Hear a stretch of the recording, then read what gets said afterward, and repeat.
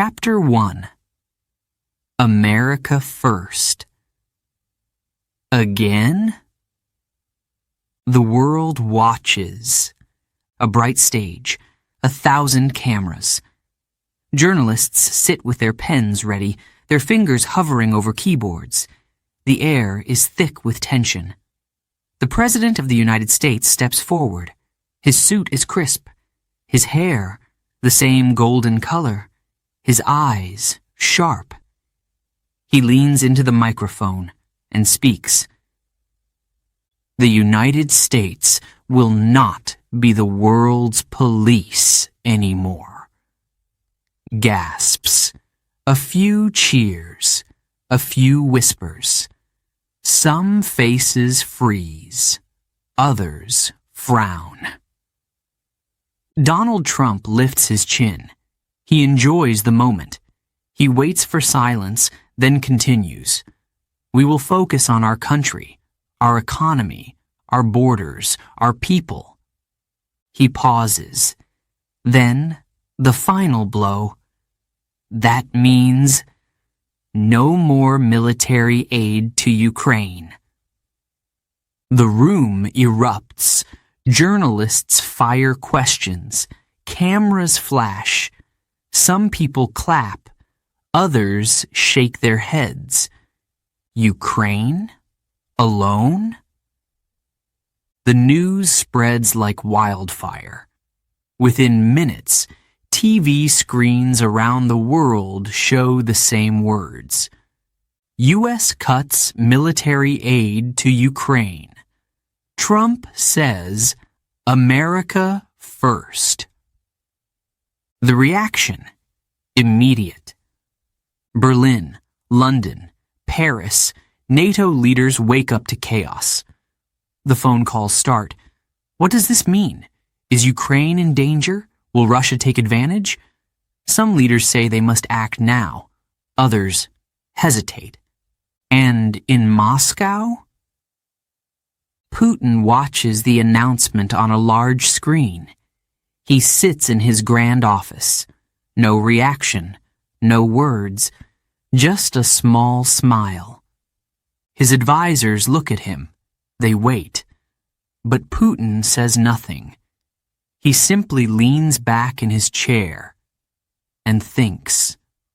One move, one decision, and the world has changed.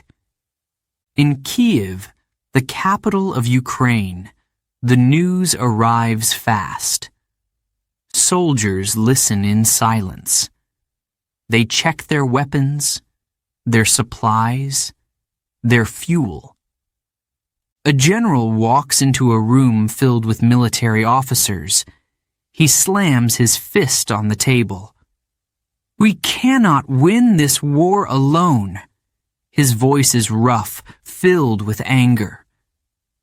A younger officer, no older than 30, looks up. His face is pale. His voice is quiet. What do we do now? Silence. Ukraine has fought for years. They have lost soldiers, cities, families. The people have suffered. And now? Now, the United States, their strongest ally, has turned away. The general sighs. We wait. Back in Washington, reporters chase White House officials down hallways. Why this decision? Will Ukraine survive? Is America abandoning its allies? The White House press secretary stands at the podium. She is calm. She speaks slowly. President Trump has made it clear. The United States cannot solve every problem in the world. A journalist shouts from the back. But Russia? She raises a hand. The president believes in diplomacy. Some reporters nod. Others shake their heads. But one thing is clear. The world is changing. A day passes, then 2, then 3. European leaders hold emergency meetings. NATO officials discuss options. Some leaders say, we must send help. Others say, we cannot fight Russia. And in Moscow, Putin moves carefully. No quick decisions. No sudden actions. He calls a meeting with his top advisors. They sit around a long, dark table. Maps and reports cover the surface. One general, a man with silver hair and cold eyes, speaks first. Ukraine is weak. Now is the time to push forward. Another advisor shakes his head. Not yet. Putin listens. His fingers tap the table, slowly. Finally, he speaks. His voice is quiet, but strong. Patience. The room falls silent. His advisors nod. They understand. Putin is playing the long game. And across the world, people wait. Wait for the next move. Wait for the next decision. Wait for history to be written. In America, the people are divided. Some celebrate. Trump is right. We must take care of our own country. Others protest. Abandoning Ukraine is dangerous. Russia will grow stronger. News channels argue. Social media explodes. Every voice is loud. Every opinion is different. And Trump?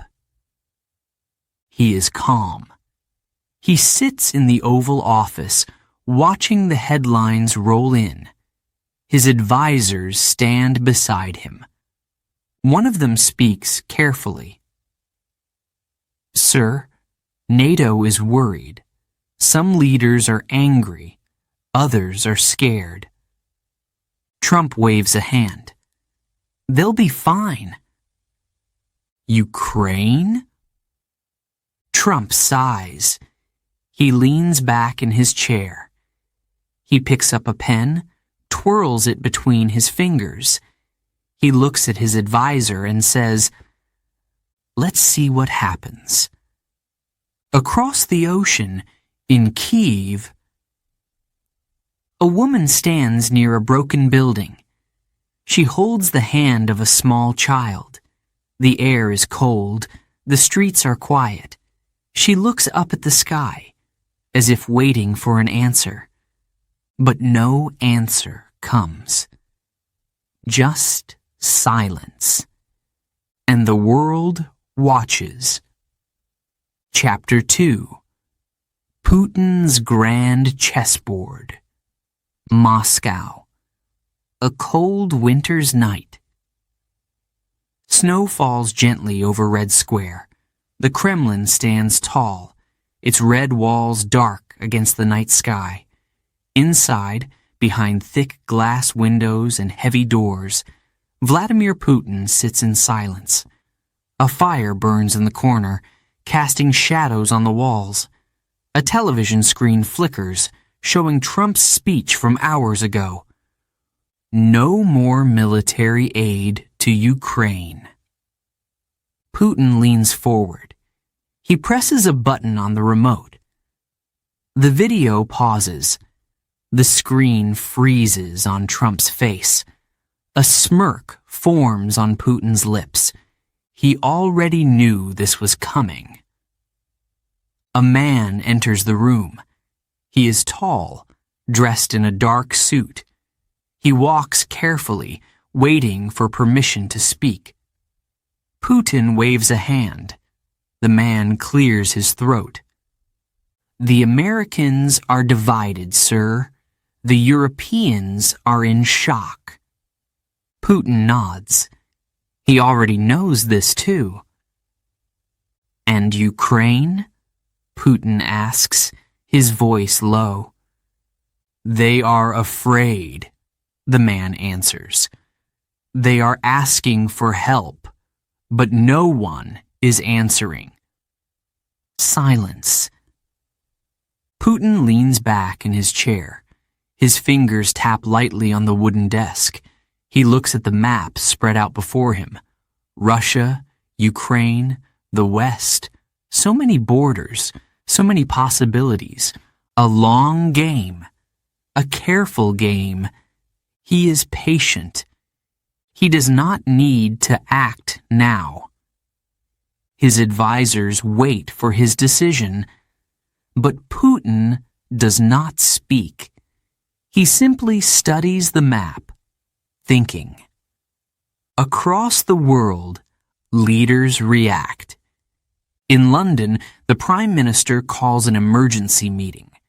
In Berlin, the German Chancellor meets with NATO officials. In Paris, diplomats rush to find a solution. We cannot let Russia gain more power, one leader says. But without the U.S., what can we do? Another asks. They argue. They worry. They look to Washington. But Washington is quiet. And Putin? He waits. In the Middle East, Russia moves quietly. An airport in Tehran. Russian diplomats step off a private plane. Iranian officials greet them with warm smiles. They shake hands, whisper words of agreement. A deal is in progress. Russia offers weapons, oil, support. In return, Iran offers influence, power. The United States is distracted. The world is focused on Ukraine. No one is watching Moscow's next move. Or so they think. In Beijing, China watches closely. A meeting is held behind closed doors. Government officials speak in hushed voices. A large screen shows news from Europe, from Washington, from Moscow. China does not trust the United States, but it does not fully trust Russia either. So, it waits.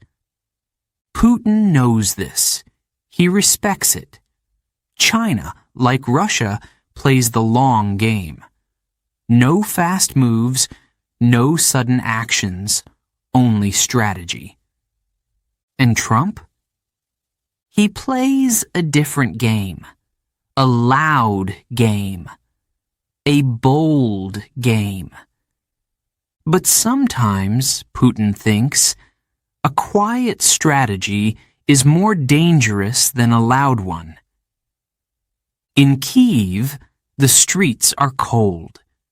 People gather in small cafes, their eyes fixed on television screens. The news repeats the same words. The U.S. will no longer send military aid. A man shakes his head. We are alone. A woman wipes a tear from her eye. Number, we still have Europe. But do they? Without the United States, Ukraine is weaker. Russia knows it. NATO knows it. The whole world knows it. The fear grows. Inside the Kremlin, Putin finally speaks. We move forward, but slowly. His advisors nod. No sudden attacks, no fast decisions, only small steps. A military exercise near Ukraine's border. a meeting with Iran, a new trade deal with China. Each move calculated, each step planned. Putin does not need to rush.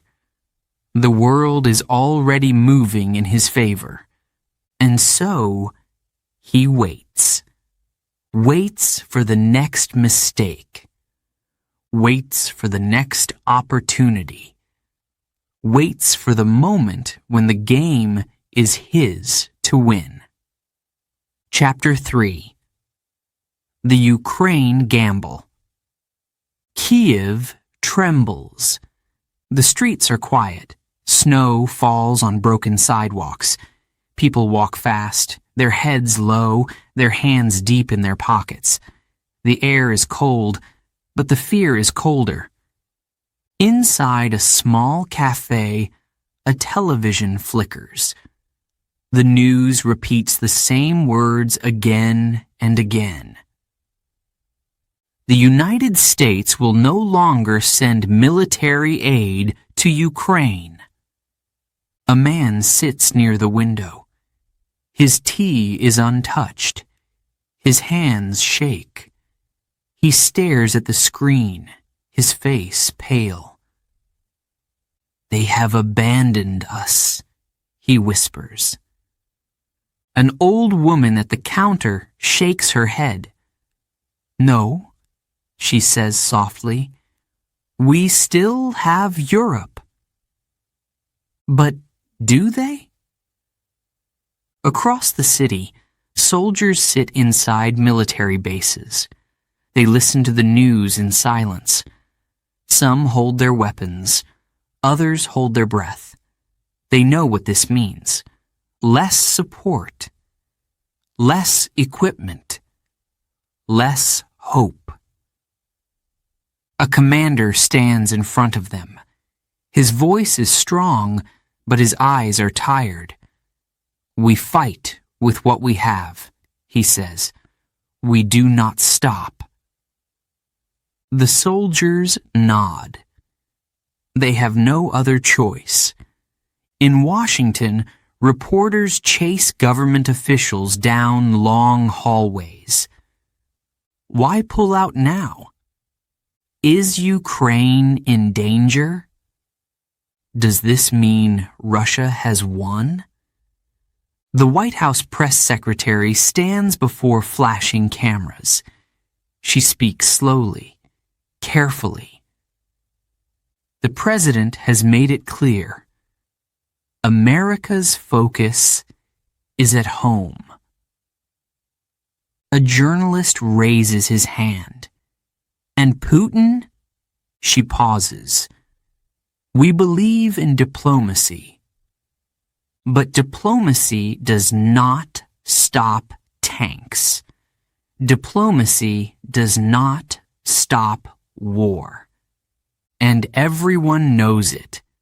In Moscow, Putin watches. The news plays in his office. His advisors sit around a large table. A map of Ukraine lies open in front of them. Cities are marked. Borders are drawn. One general speaks. "Without the U.S., Ukraine is weak." Another nods.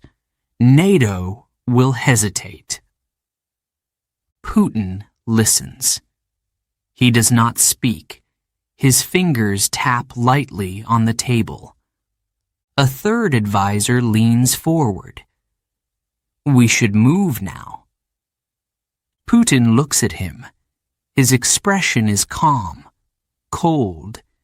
He does not agree. "Not yet." "Patience," he says. The room falls silent. Putin does not need to attack. He only needs to wait. Wait for Ukraine to break. Wait for NATO to divide. Wait for the perfect moment to strike. In Brussels, NATO leaders meet. The room is full. The air is tense. What do we do? Someone asks. No one answers. Germany is cautious. France is uncertain. The United Kingdom wants action. Some leaders say, we must send more weapons. Others say, we cannot fight Russia. No decision is made, no plan is clear, and time is running out. In Kiev, the president of Ukraine speaks to his people. His voice is steady, but his eyes show the weight he carries. We are strong. We will not give up. Crowds gather in the streets. People wave flags. They sing. They pray. They hold each other tightly. But behind the hope, there is fear. Ukraine has fought alone before. But can it survive without the world's help?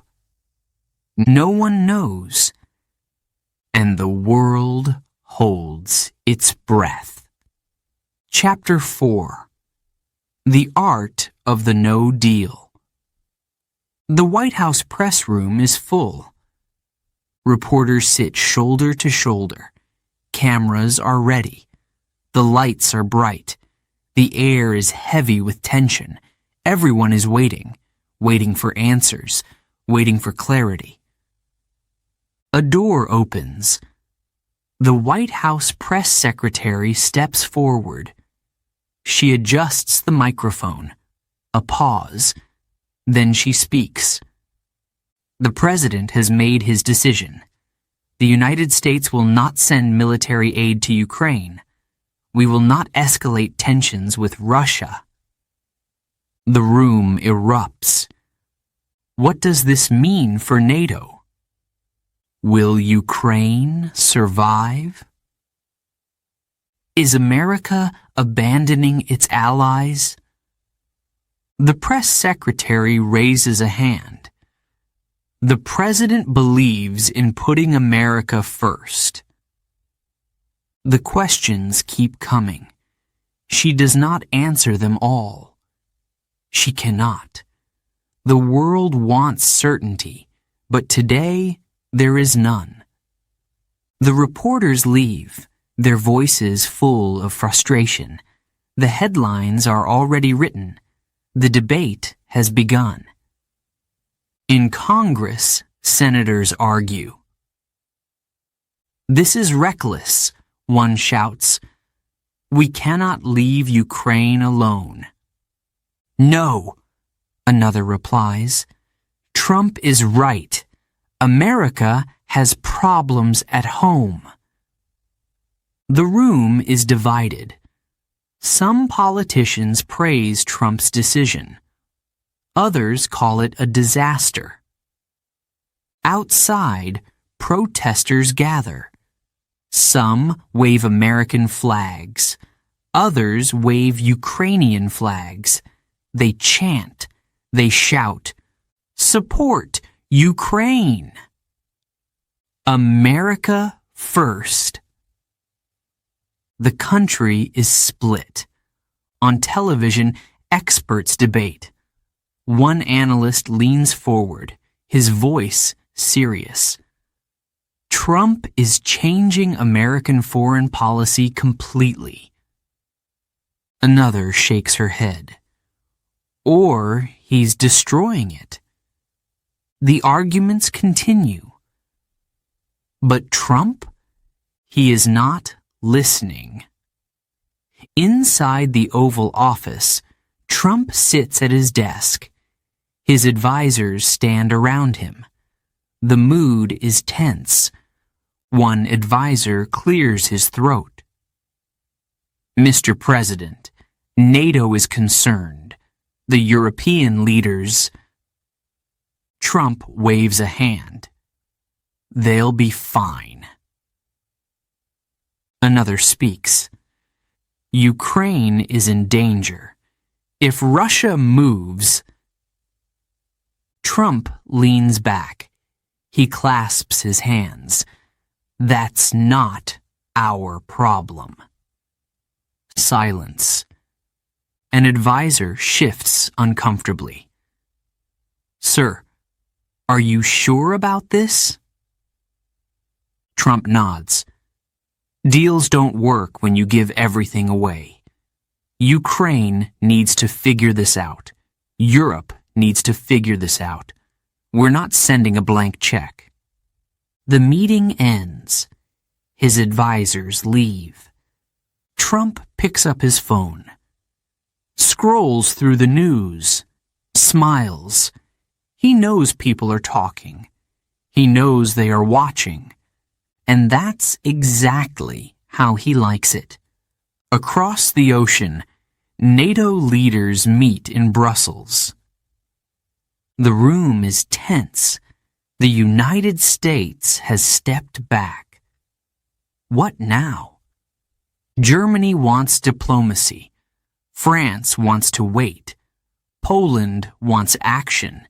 The United Kingdom is unsure. Can we stop Russia alone? Someone asks. No answer. They turn to the NATO Secretary General. He looks at them, his face serious. We must stay united. But the question remains, without the U.S., is NATO strong enough? In Kiev, the news spreads fast. The president of Ukraine stands before the cameras. His face is calm, but his hands grip the podium. We are strong. We will fight. But we need our allies. The people listen. Some nod, some cry. Others shake their heads in frustration. A woman in a small shop watches the speech on a television. She turns to her husband. We cannot fight Russia alone. Her husband sighs. Then we don't fight. We surrender. She looks at him, her eyes full of fire. Never. Across the country, young men line up outside military centers. They sign papers. They take oaths. They are ready. But they do not know if it will be enough. In Moscow, Putin meets his advisors. Trump has changed the game, one says. He has given us an opportunity, another adds. Putin listens. He is quiet, calm, thinking. Finally, he speaks. We will move, but slowly. He does not need to act today. He does not need to act tomorrow. He only needs to wait. The longer he waits, the weaker Ukraine becomes. The more divided NATO becomes. The more powerful Russia becomes. The chessboard is set. The pieces are moving. And Putin? He is always 3 moves ahead. In Washington, night falls. Trump turns off his phone. The news is still talking about him. The world is still reacting. But he is not worried. To him, this is not about war. Not about Ukraine. Not about Russia. This is about winning. About control. And in Trump's world, every deal has a price. Tonight, Ukraine pays the price. Tomorrow? No one knows, and the world watches. Chapter 5. Enemies or just business? The cameras flash. The room is full. Journalists wait, pens ready, voices low. A press conference is about to begin. Donald Trump steps forward. His suit is perfect. His tie bright red. He looks around the room. Then he smiles. "We want peace with everyone," he says. "Even Russia.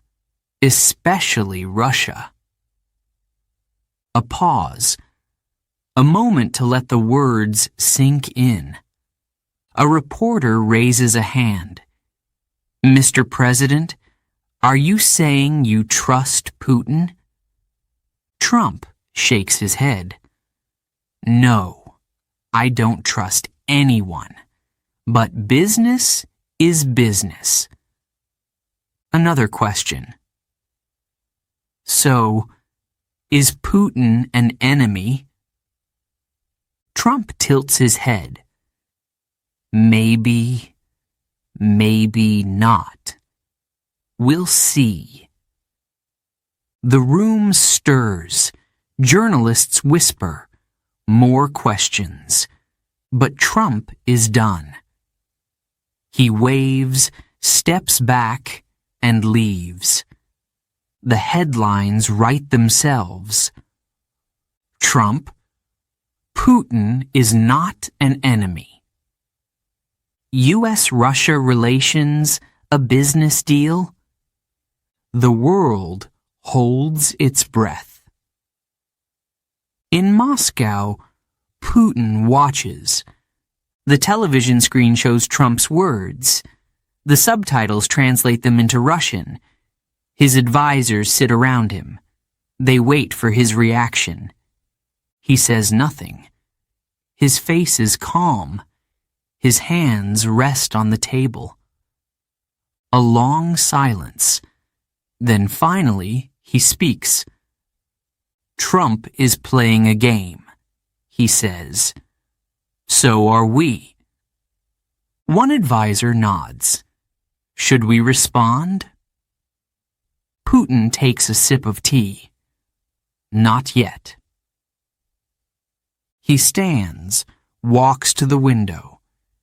The Kremlin towers over the city. Snow falls, soft and slow. "America is divided," he says. "Trump is alone. We don't need to fight him." Another pause. "We only need to wait." In Washington, the debate begins. The news channels explode. Some say Trump is weak. Others say he is smart. A senator speaks on live television. "Russia is not our friend. Trump is making a mistake." A businessman shakes his head. "No, this is strategy. He's keeping America out of war." Social media is on fire.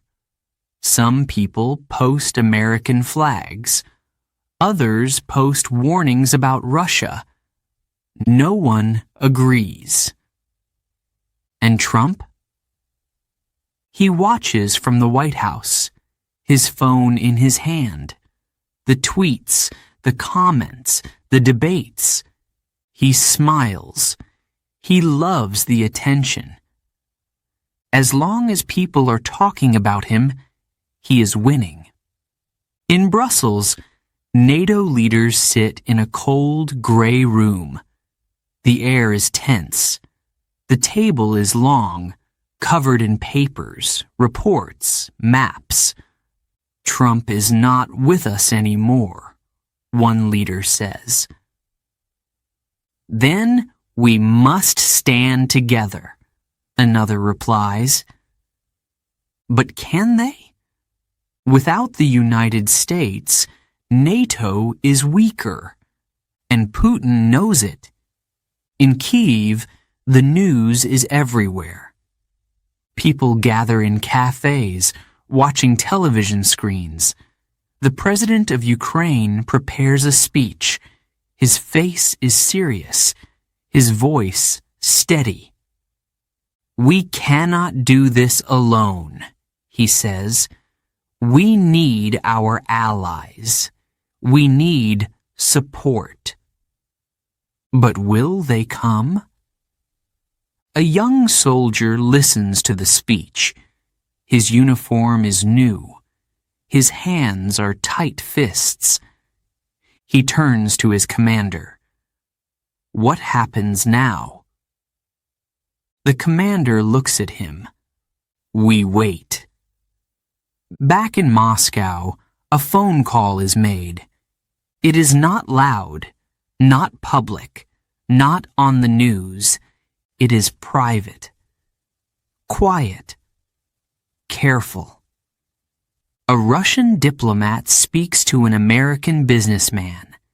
They discuss oil, trade, investments. No mention of war. No mention of Ukraine. Just business. And somewhere, far from the cameras, Putin smiles. Because he knows something that the world is still trying to understand. To him, power is not about weapons, not about war. Power is about patience, and he has all the time in the world. Before we begin Chapter 6, a quick note for our listeners. You're currently listening to this audiobook on Woo English. Remember, this content is specially made for Woo English listeners only. If you're hearing it on any other channel, it may be a violation of Woo English's rights. Please ensure you're tuned into the right source to fully enjoy and respect this audiobook journey. Now, let's continue the story. Chapter 6. The Allies' Dilemma. Berlin, London, Paris. The sun rises over Europe, but the world feels darker. Phones ring in government offices. Leaders wake up to urgent messages. Their advisors whisper the same words. Trump has changed everything. In Berlin, the chancellor stands by the window. The city below is quiet, but inside her office, voices argue. We must act, one minister says. Ukraine needs us. Another shakes his head. Without the U.S., we are weak. The chancellor listens. She does not speak. Not yet. She knows this is a moment of decision, a moment that will shape history. But what is the right move? In London, the Prime Minister walks into a meeting room. His face is tired. His advisors wait. NATO depends on the U.S., one says. Without them, are we strong enough? We have no choice, another replies. If we let Russia win, what comes next? The Prime Minister rubs his forehead. He does not like this game. Diplomacy, war, strategy. Each step is dangerous. Each decision has a cost. And time is running out. In Paris, the President of France stares at a document. A report from NATO. It lists Ukraine's military supplies. The numbers are not good. Not enough weapons. Not enough soldiers. And now, no help from America. An advisor speaks. We must talk to Moscow. Another shakes his head. Putin does not want peace. He wants power. The president sighs. Europe is divided. Some want war. Some want diplomacy. But no one agrees. And Putin? He is watching, waiting. In Brussels, NATO meets. The leaders sit around a long table. The air is thick with tension. We need to stand together, the NATO Secretary General says. But how? A Polish leader asks. We cannot fight Russia alone. Silence. A German official clears his throat. Maybe. We send more weapons, more money. We help Ukraine, but carefully. The British leader nods. Yes, quietly, without war. But is that enough? One leader stands. His voice is strong. If we do nothing, Russia will win. Another replies, and if we push too hard, we start a war we cannot win. NATO is afraid. Afraid of war. Afraid of doing too little. Afraid of doing too much. For years, they have relied on America. But now they are alone. And the world can see it. In Moscow, Putin meets with his top advisors. A general speaks first.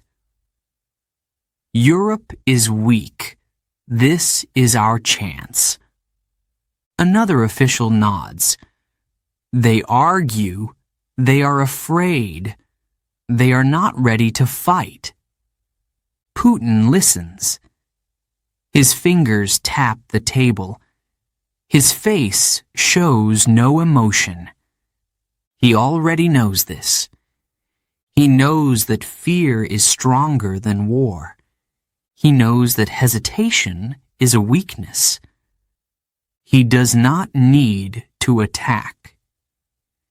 He only needs to let Europe destroy itself, one decision at a time.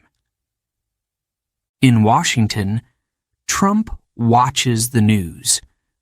Reports from NATO. Reports from Moscow.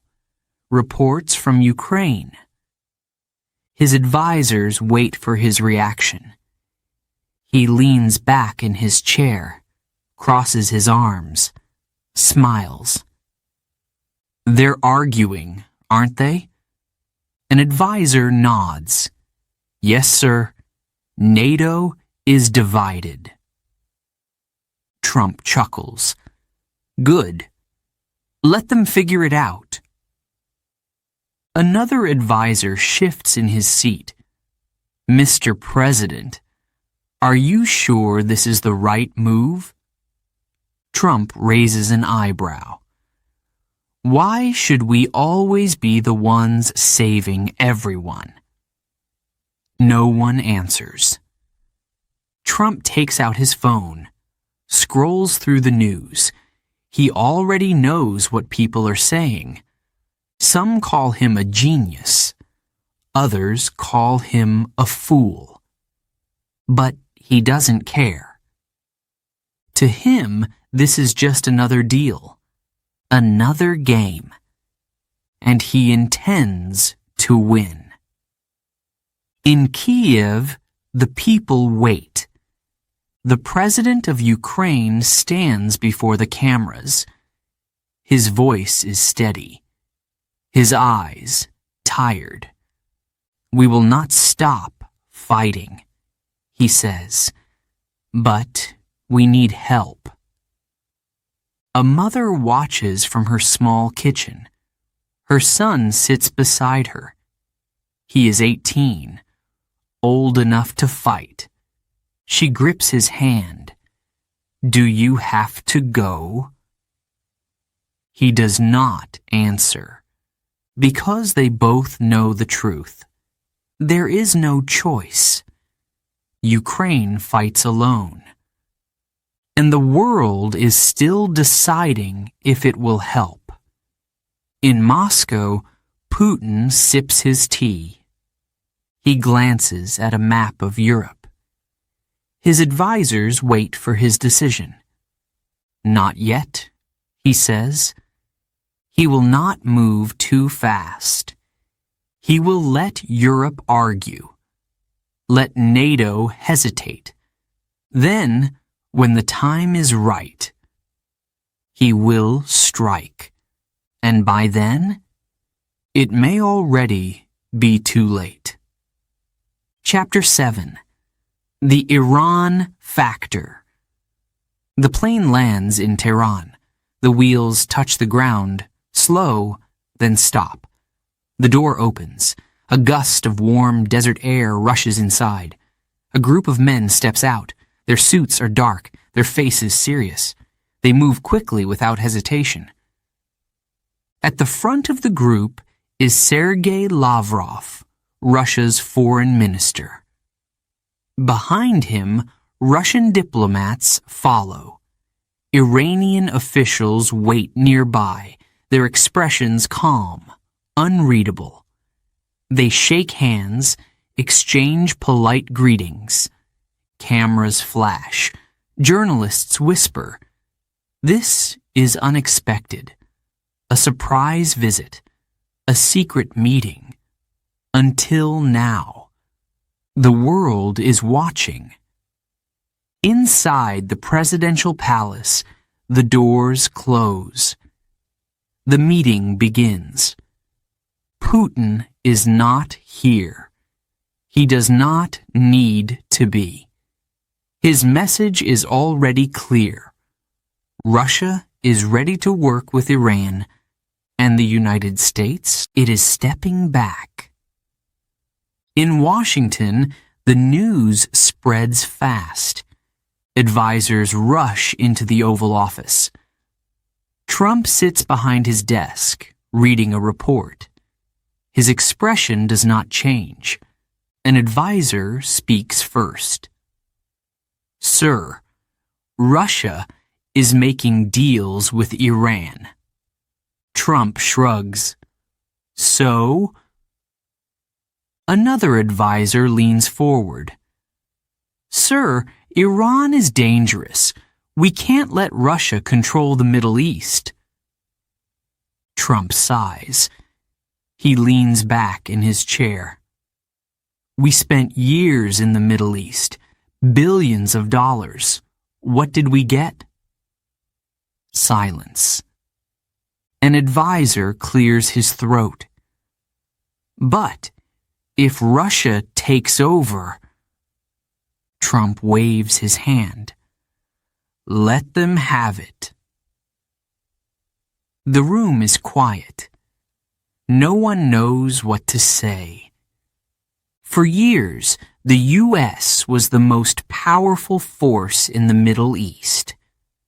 Now, Trump is walking away. And Russia? It is stepping in. In Tehran, the meeting continues. Lavrov sits across from Iranian leaders. A map is on the table. Oil fields, trade routes, military bases. Iranian officials speak first. "We want guarantees, security, support." Lavrov nods, and in return, The Iranian president leans forward. Oil, cooperation, influence. The deal is simple. Russia will support Iran. Iran will support Russia. And the United States? It is no longer part of the conversation. In Israel, the Prime Minister watches the news. His hands tighten into fists. This is bad, his military chief says. Israel has always seen Iran as a threat, a powerful, dangerous enemy. Now, with Russia's support, Iran is even stronger. The Prime Minister picks up the phone. He calls Washington. The line rings. A voice answers. We need to talk, the Prime Minister says. Now. In Moscow, Putin listens to his advisors. One speaks carefully. The Americans are nervous. Putin nods. He already knows this. Another advisor smiles. They are not stopping us. They are too busy fighting each other. Putin does not smile. He does not celebrate too soon. He knows this is a long game. But one thing is clear. The world's balance is shifting. And Russia? Russia is winning. In Washington, Trump walks onto the White House lawn. Reporters gather. Microphones are ready. A journalist shouts, Mr. President, are you worried about Russia and Iran? Trump stops. He looks at the reporter. He tilts his head. No, he says, not our problem. The reporters are shocked. Some start yelling more questions. Trump smirks.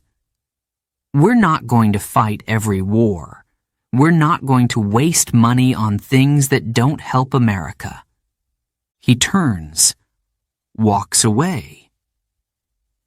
And just like that, the press conference is over.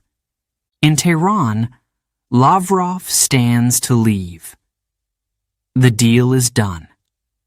A final handshake. A nod. A promise. Outside, the city is alive with noise. Cars honk. People talk. Life moves forward. But something is different. A shift. A change. The United States is stepping back. And Russia? Russia is stepping forward. In Washington, a military general watches the news. His jaw tightens. He turns to an aide. If we let this continue, Russia will control the Middle East. The aide nods. Yes, sir. A pause.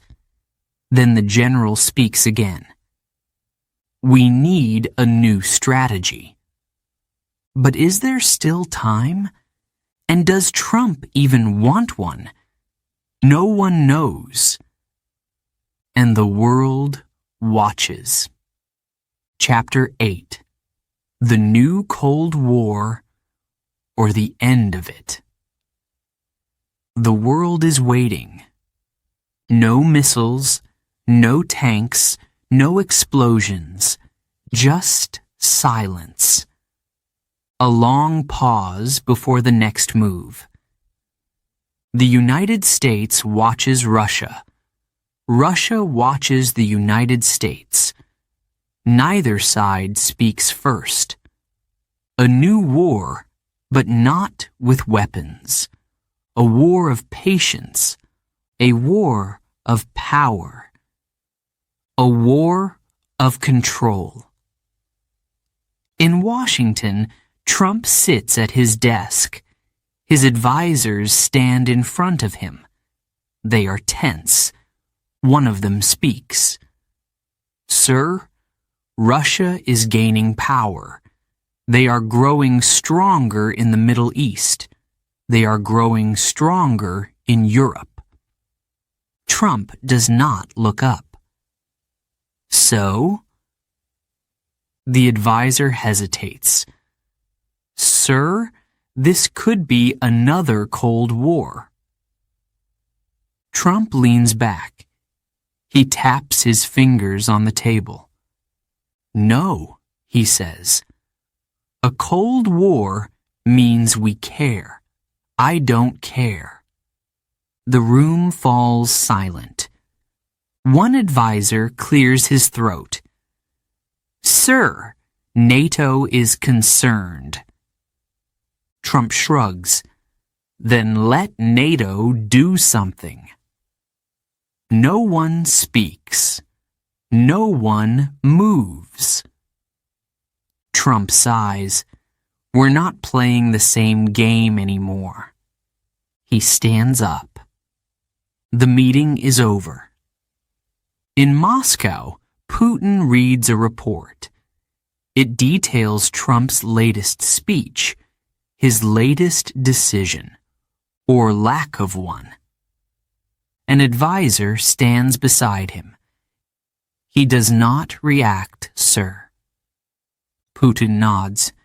"He is unpredictable."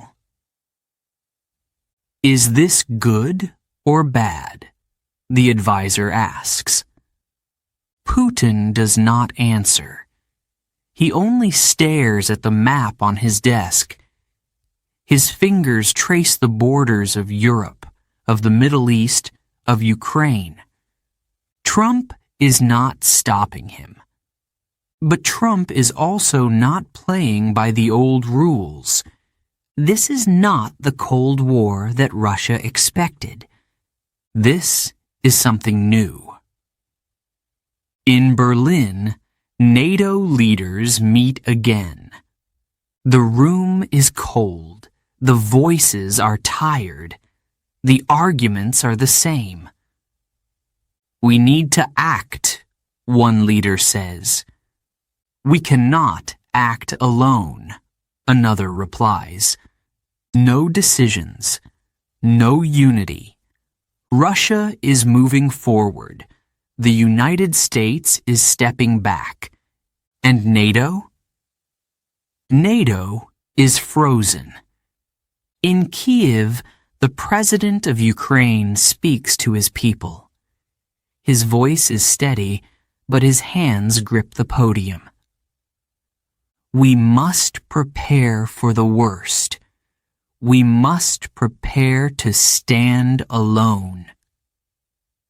Some people cheer. Some people cry. Others simply walk away, saying nothing. They have heard these words before. They are tired. Tired of waiting. Tired of hoping. Tired of being a pawn in someone else's game. In Beijing, China watches. A quiet observer. A careful listener. China does not trust the United States. China does not trust Russia. So it waits. Waits to see who will break first.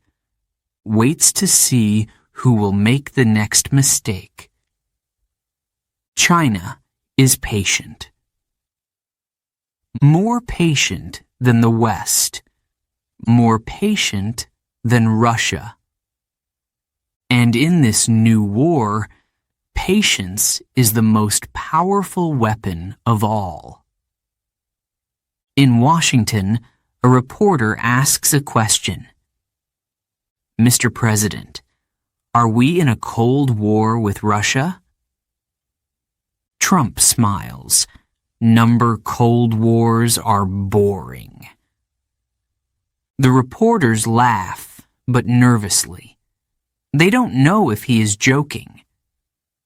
Then, what is this? Someone asks.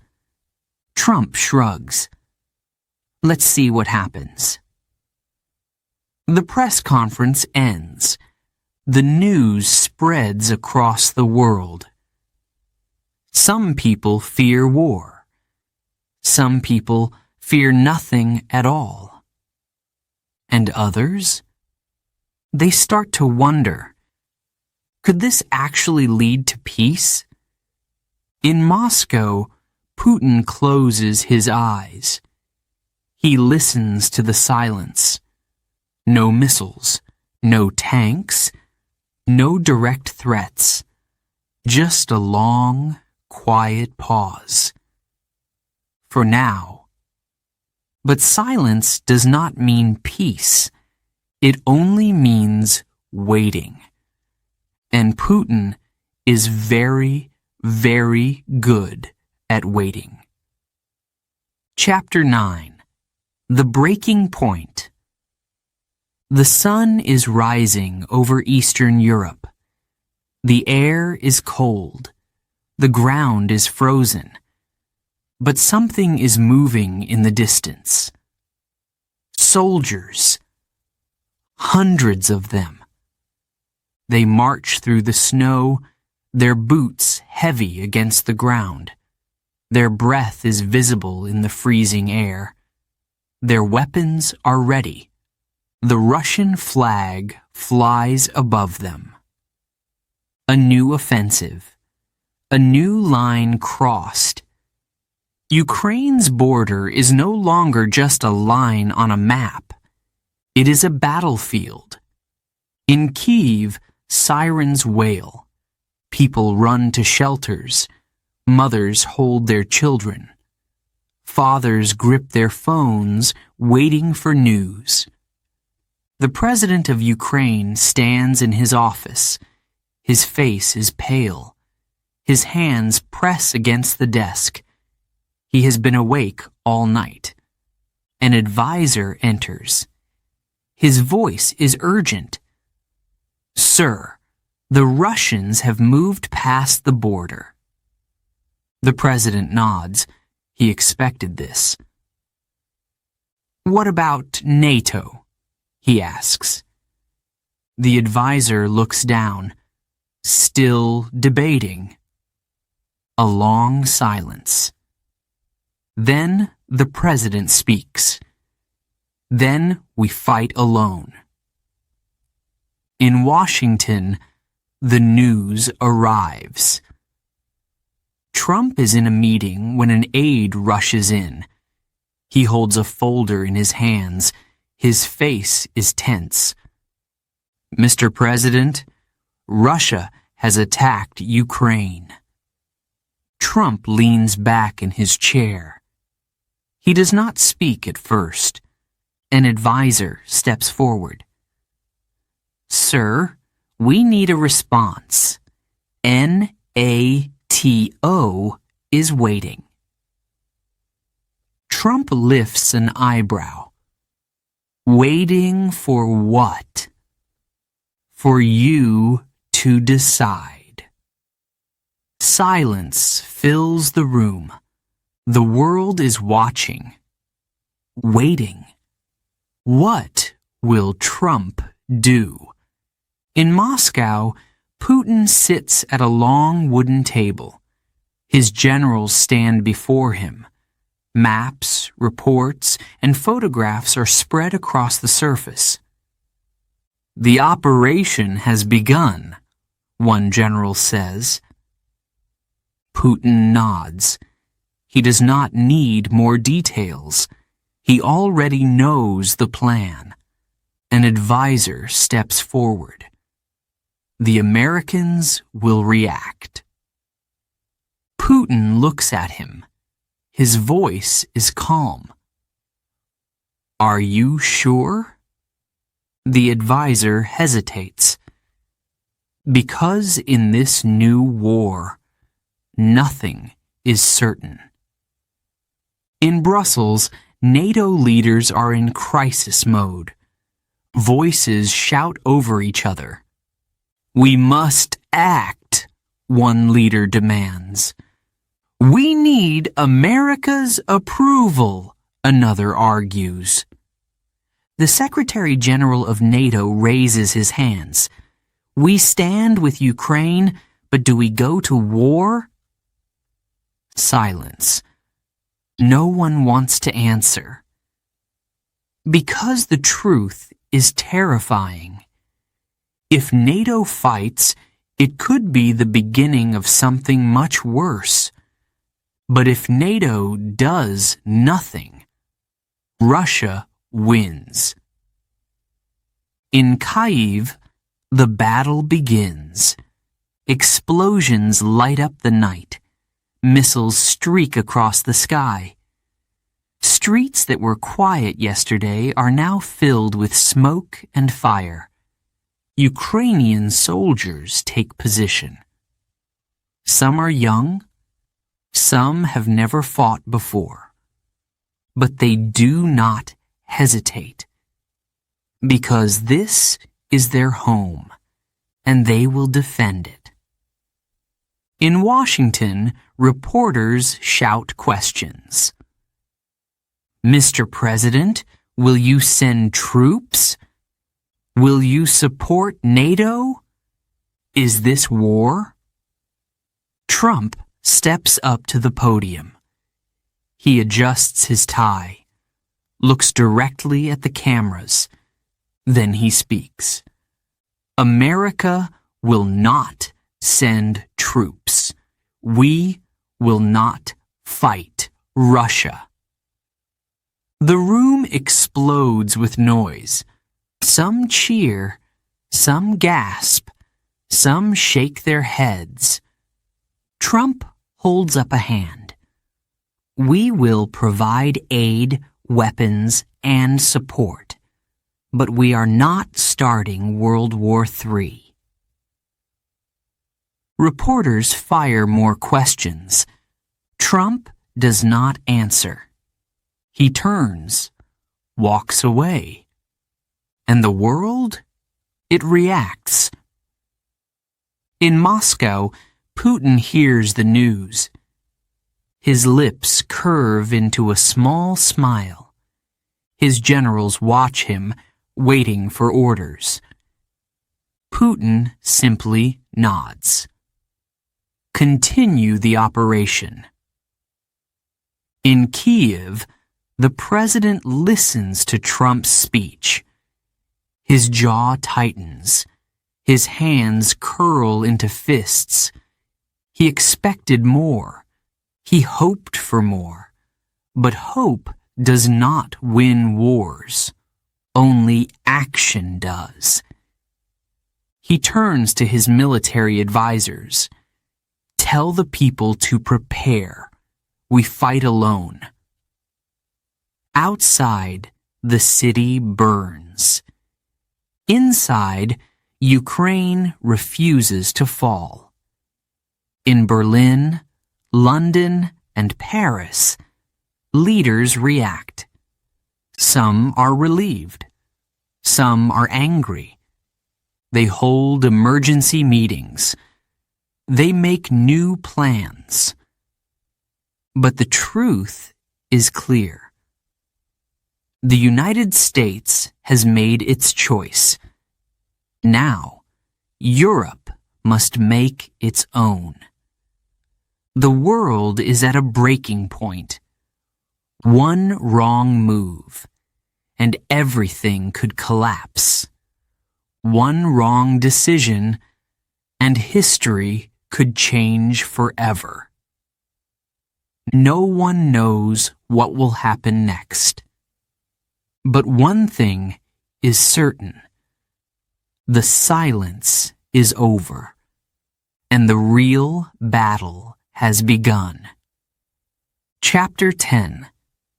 The Future Unwritten. The room is silent. Cameras flash. The clicking of shutters fills the air. Journalists lean forward, waiting, watching. Two men sit across from each other. The tension is thick. On one side, Donald Trump. His suit is crisp, his tie bright red. His hands rest on the table, fingers tapping lightly. His expression is unreadable. On the other, Vladimir Putin, calm, composed. His sharp blue eyes fixed on Trump. He does not blink. The world is watching. A final meeting. A final chance. A deal. Or a disaster. No one knows which it will be. Outside the meeting hall, reporters whisper. Some check their notes, others type furiously. What will they decide? One asks. Will there be peace? Another wonders. No one answers, because no one knows. This is the moment that could change everything, or nothing at all. Inside the room, Trump leans forward. So, he says, breaking the silence, what do you want? Putin does not react. He does not rush. He takes his time. Then, finally, he speaks. Stability. A single word, but a powerful one. Trump tilts his head. Stability for who? Putin smiles. For Russia, for Europe, for everyone. Trump chuckles. Everyone? Even Ukraine. Putin's smile fades. His fingers tap the table. Ukraine is already lost. The words hang in the air. Cold, sharp, final. Trump watches him closely. Putin watches back. Two men, two worlds, one decision. A door opens.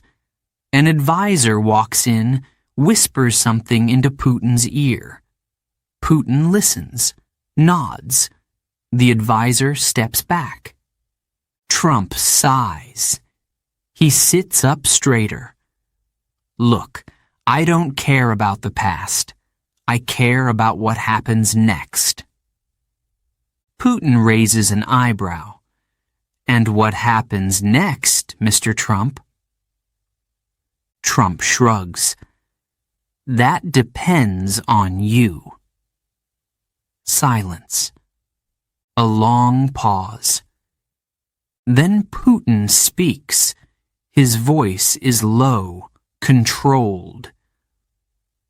I do not want war. Trump nods. Good. Neither do I. Another pause. But, Putin continues, I will not be told what to do by America. Not by you. Not by NATO. Trump exhales. He rubs his forehead. So what do we do? He asks. Putin leans back. His face is unreadable. That is up to you, Mr. Trump. Outside, the world waits. Protesters gather in the streets.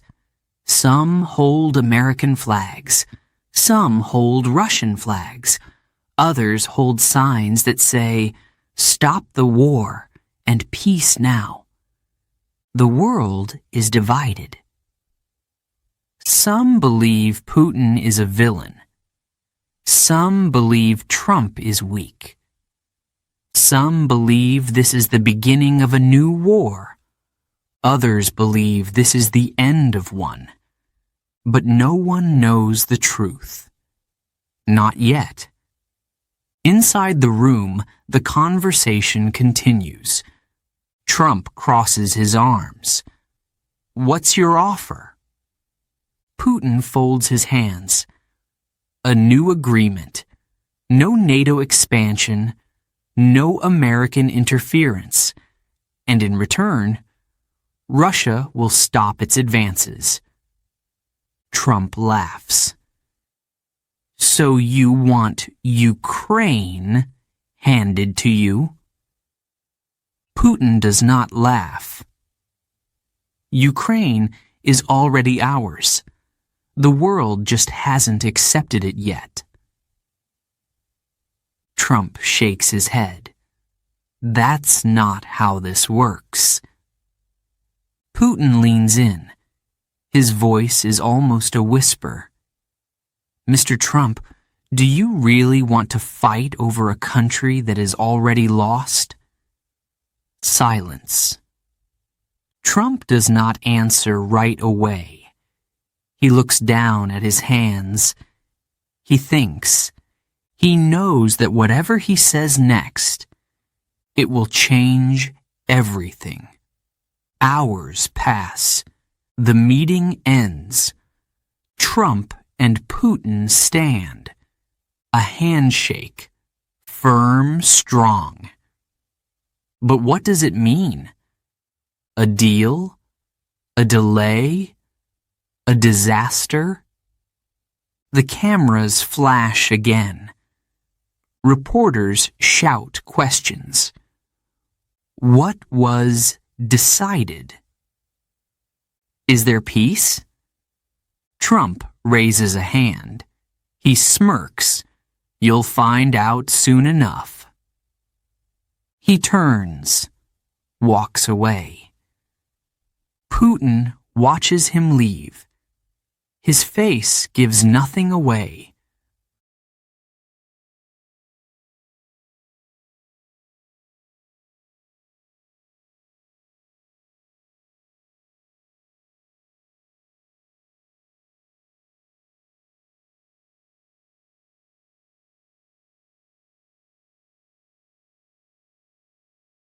The world holds its breath, waiting for answers, waiting for the future.